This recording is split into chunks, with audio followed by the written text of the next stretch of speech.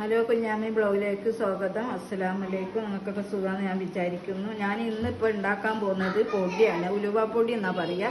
പ്രസവിച്ച പെണ്ണുങ്ങൾക്ക് ഇത്രയും സാധനം എന്തെല്ലാം: അതില് ഈത്തപ്പഴം, ജീരകം, കരിഞ്ജീരകം, അയമോദകം, ചതുപ്പ, പിന്നെ ചെറിയ ജീരകം, വെല്ലം, ഉലുവ, വെല്ലം, നെജര, അണ്ടിപ്പരിപ്പ്, ഈത്തപ്പഴം, നിലക്കടല, പെരുംജീരകം, വദം, ചെറുപയർ, എള്ള്,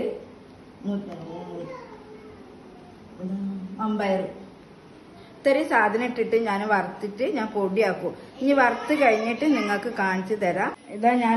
ഞാൻ വറുത്ത്, അതായത് ഓരോ എല്ലാ സാധനങ്ങളും ഇട്ടിട്ട് അടുപ്പത്ത് വെച്ചിട്ടാണ് ഞാനിതാ വറുത്തിട്ട് ഇങ്ങനെ എടുത്തിരിക്കുന്നത്.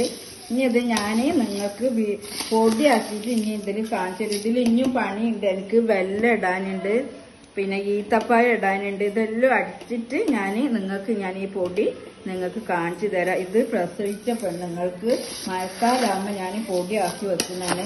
പ്രസവിച്ച പെണ്ണുങ്ങൾക്ക് കൊടുക്കാനാണ് ഇതെല്ലാം ഞാൻ ഇത്രയും സാധനം ഞാൻ വറുത്ത് വെച്ചിട്ടുണ്ട്. ഇതിലെല്ലാ സാധനവും എള്ള് വരെ ഉണ്ട്. ഇതിൻ്റെ അകത്ത് നിലക്കടലുണ്ട്, അണ്ടിപ്പരിപ്പുണ്ട്, വദമുണ്ട്, മമ്പയറുണ്ട്, ചെറുപയറുണ്ട്. ഇതെല്ലാം ഇട്ടിട്ട് ഞാൻ വറുത്തിട്ടുണ്ട്. ചീരകളെല്ലാം ഞാൻ പൊടിച്ചിട്ട് കാണിച്ചു തരാം കേട്ടോ. പൊടികൾ ഞാൻ വറുത്ത് വെച്ചിട്ട് നിങ്ങൾ കാണിച്ചിരുന്നില്ല. അതിന്റെ ബാക്കി ഞാൻ ഇതെല്ലാം ഫുള്ളും വറുത്ത് അടുപ്പത്ത് വെച്ച് വറുത്ത് ഉണ്ടാക്കിയ പൊടിയാണ്. ഇതിൽ ഈത്തപ്പഴം ഉണ്ട്, വദമുണ്ട്, അണ്ടിപ്പരിപ്പുണ്ട്, നിലക്കടലുണ്ട്, ചെറുപയറുണ്ട്, മമ്പയറുണ്ട്, മുതിരുണ്ട്, അവിലുണ്ട്, അരിയുണ്ട്. എല്ലാ സാധനവും ഉലുവ അടക്കം ഇട്ട് വറുത്ത് ഉണ്ടാക്കിയ പൊടിയാണ് മക്കളെ ഇത്.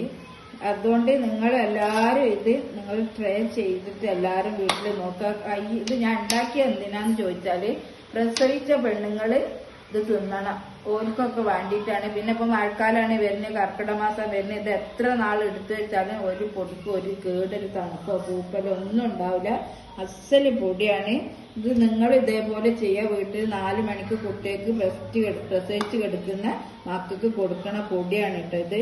അപ്പൊ നിങ്ങൾ ഇതെല്ലാവരും നോക്കുക. എന്നിട്ട് ഇതിന് എന്ത് നല്ലതാണെങ്കിലും കമന്റ് ചെയ്യണം, ലൈക്ക് അടിക്കണം. ആ വട്ടലിലൊന്ന് അമർത്തിക്കളി. താത്ത വീഡിയോന്റെ മുമ്പിൽ ഇതുകൊണ്ടാണ് വന്നത്. ഓക്കെ, അസ്സലാമലൈക്കും.